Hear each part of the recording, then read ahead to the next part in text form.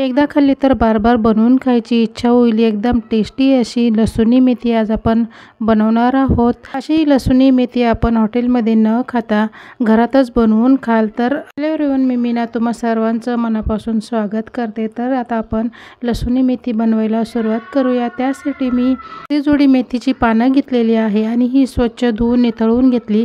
तर ही कापून घ्यायची नाही, अख्खीच घ्यायची आहे। तर त्यासाठी लागणारा मसाला बघूया। छोट्याशा वाटीने मी पाव वाटी शेंगदाणे घेतले, अंदाजे 2 चमचे आहे। 2 चमचे भाजलेले चणे आहे आणि 1.5 चमचा तीळ घेतलेले आहे। तीळ पण मी भाजून घेतले। आता हे पाणी घालून बारीक वाटून घेतलेले आहे। तर आता चला आपण भाजी बनवायला सुरुवात करूया। ते गरम झाल्यावर त्यामध्ये मी 2 चमचे तेल घालून घेतले। तेल गरम झालं तर त्यामध्ये 7 ते 8 लसणाच्या पाकळ्या कापून घेतलेल्या आहे। आता ह्या लसणाच्या पाकळ्या आपल्याला ब्राऊन होईपर्यंत तेलामध्ये परतून घ्यायच्या आहे। तर लसूण चांगला परतल्यानंतर आपण धुवून ठेवलेली भाजी त्यामध्ये घालून घेऊया आणि मस्त परतून घेऊया। तर भाजी सगळी घालून झालेली आहे। आता ही कमी होईपर्यंत आपल्याला परतत राहायची आहे। ओके, 1 मिनिटामध्ये ही भाजी एकदम कमी होते। तर बघू शकता भाजी आपली एकदम कमी झालेली आहे। आता ह्या भाजीला चव येण्यासाठी आपण यामध्ये फक्त भाजीपुरतं मीठ घालणार आहोत। तर आता ही भाजीमध्ये आपण मीठ घालून घेऊया। तर मी भाजीच्या अंदाजाने एकदम थोडंसं मीठ घातलेलं आहे, जेणेकरून भाजी आपली टेस्टी लागेल। तर आता मीठ घातल्यानंतर पुन्हा ही भाजी आपल्याला पूर्ण पाणी सुकेपर्यंत परतून घ्यायची आहे। तर छानपैकी भाजीचं पूर्ण पाणी सुकलेलं आहे आणि आता आपण ही काढून घेऊया। तर चला आता ही भाजी मी काढून घेतलेली आहे। आता त्याच कढईमध्ये आपल्याला पुन्हा तेल घालून घ्यायचं आहे। तर मी कढईमध्ये 1.5 ते 2 चमचे तेल घालून घेतलेलं आहे। तेल गरम झाल्यावर यामध्ये जिरा घालायचा। जिरा घालून झाल्यावर यामध्ये आपल्याला सुकी मिरची घालून घ्यायची आहे। सुकी मिरची घातल्यानंतर मी 5 ते 6 लसणाच्या पाकळ्या पुन्हा बारीक कापून घेतल्या आणि त्या घालून घेतलेल्या आहे। आता ही फोडणी आपल्याला छानपैकी परतून घ्यायची आहे।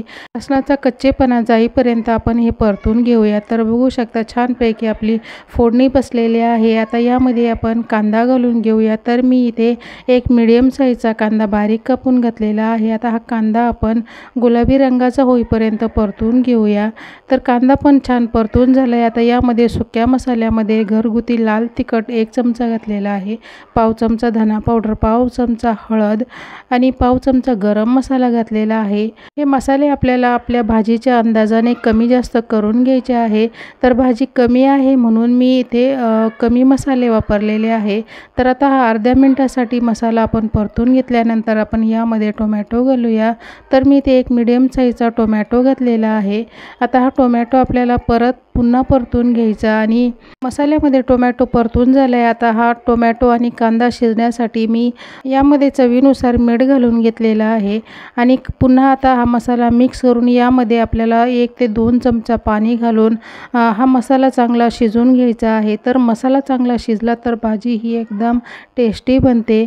तर आपला मसाला पण छानपैकी शिजून झालेला आहे। आता यामध्ये आपण जे वाटण करून घेतलं होतं तर ते वाटण आपण घालून घेऊया आणि मिक्सरच्या भांड्याला जे लावलेलं आहे तर ते आपण त्यामध्ये पाणी घालून पुन्हा आपण त्याचा वापर करणार आहोत। तर वाटण घालून झाल्यावर चांगलं मिक्स करून घ्यायचं आणि थोडं थोडं करून मी हे मिक्सरच्या भांड्याचं पाणी मसाल्यामध्ये ओतून मसाला हा चांगला शिजवून घेणार आहे। तर मी अर्धं पाणी घालून घेतलेलं आहे आणि हा मसाला आता आपण चांगला शिजवून घेऊया। जोपर्यंत याचं तेल अलग होत नाही तोपर्यंत आपल्याला हा मसाला शिजवायचा आहे। तर आता उरलेलं जे पाणी आहे ते मी पुन्हा घालून घेतलेलं आहे आणि मिक्स करून आता हा मसाला आपण चांगला शिजवून घेऊया। तर भाजी एकदम घट्ट होऊ नये म्हणून आपल्याला गरज पडल्यास थोडंसं पाणी वापरलं तरीही चालेल। मसाल्यातून तेल अलग झालेलं आहे आणि मसाला आपला छानपैकी शिजला आहे। आता आपण हा मिक्स करून घेऊया। पण हा मसाला खूपच घट्ट आहे तर भाजी खूपच घट्ट होईल, त्यामुळे आपण यामध्ये थोडं पाणी घालून घेऊया। म्हणजे अर्धा कप मी पाणी घालून घेतलेला आहे।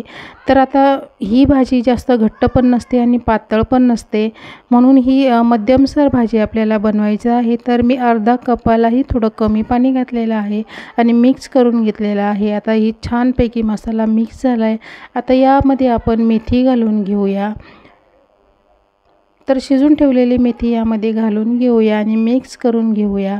अर्धा मिनटासाठी पुन्हा मी ही मसाल्यामध्ये मेथी शिजवून घेतलेली आहे आणि मिक्स करून घेतलेली आहे। आता आपली ही मेथी चांगली मिक्स करून झाली। आता यावर आपण झाकण ठेवूया आणि ही 4 ते 5 मिनटं मंद गॅसवर आपण छानपैकी शिजवून घेऊया।